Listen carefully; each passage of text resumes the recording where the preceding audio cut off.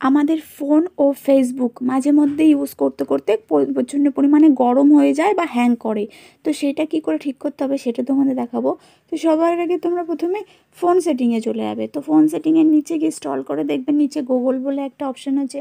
তো সেই অপশানটাতে ক্লিক করবে। করার পরে দেখো ম্যানেজ ইউর গুগল অ্যাকাউন্ট আছে, সেটাতে যাবে। সেটা যাওয়ার পর পাশে দেখো ডাটা অ্যান্ড প্রাইভেসি বলে একটা অপশন আছে। তো ডাটা অ্যান্ড প্রাইভেসি অপশনটাতে যাওয়ার পরে দেখবে একটু নিচে আসবে। নিচে আসার পরে দেখবে এই যে মাই অ্যাক্টিভিটি বলে একটা অপশন আছে বাঁদিকে কর্নারে। তো মাই অ্যাক্টিভিটিতে যাবে। মাই অ্যাক্টিভিটিতে যাওয়ার পরে সেখান থেকেই তোমাদের যত ডাটা আছে সেগুলো তোমরা চেক করতে পারবে। তো সিম্পলি আমি মাই ডাটাতে চলে আসলাম। এবার আসার পরে যেহেতু আমি ফার্স্ট টাইম এই যে নিচে দেখো তোমাদের ফোন থেকে কি কি ইউজ করা হয়েছে, কি কি দেখেছো, সব কিছু মানে যেদিন থেকে ফোনটা নতুন কিনেছো সেদিন থেকে সব কিছু ফোনের মধ্যে সেভ হয়ে আছে।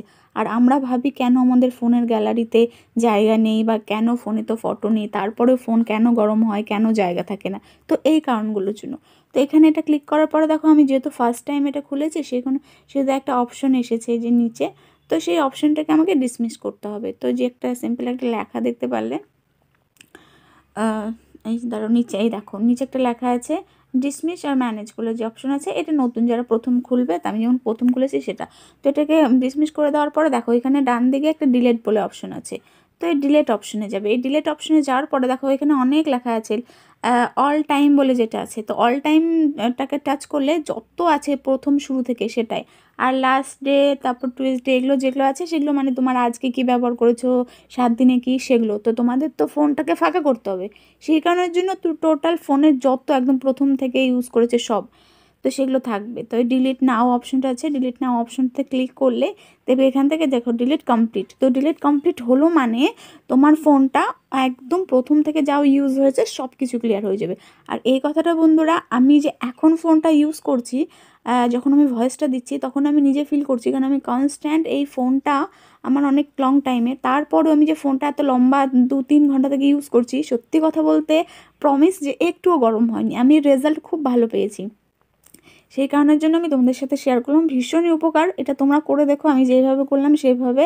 আর সবার হেল্পের জন্য ভিডিওটা শেয়ার করে দিও, কারণ আমি নিজে খুব এক্সাইটেড হয়ে ফিল করছি, কারণ আমার ফোনটা আগে প্রচুর গরম গরম হয়ে যেত। তো যাই হোক, তারপরে নেক্সট অপশন আসছে একটা ফেসবুকও মাঝে মধ্যে হ্যাং করে কেন সেটাও আজকে দেখাবো সেটিং, সেটাও সেমভাবে। তো এখানে তোমার প্রোফাইলে যাওয়ার পরে সি অপশন দিয়ে যেটা দেখলে নিচে ওটাতে আসবে। ওটাতে আসার পরে একটু নিচে আসবে, নিচে আসার পরে ইউর ইনফরমেশন অপশন পাবে।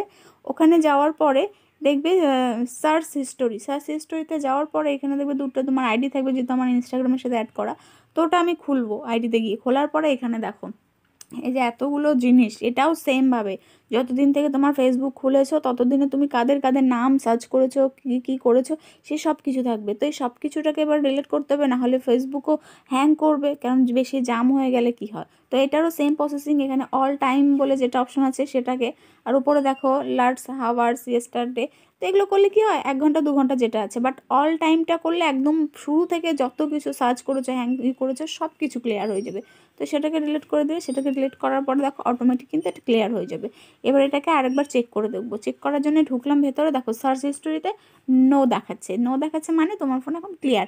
আর এটা সত্যি কথা আমি ভীষণই উপকার হয়েছি, তাই জন্য আমি তোমাদের সাথে শেয়ার করলাম। আর তোমরাও সবাই শেয়ার করার জন্য ভিডিওটা শেয়ার করে দিও, ভীষণই উপকারী ভিডিও।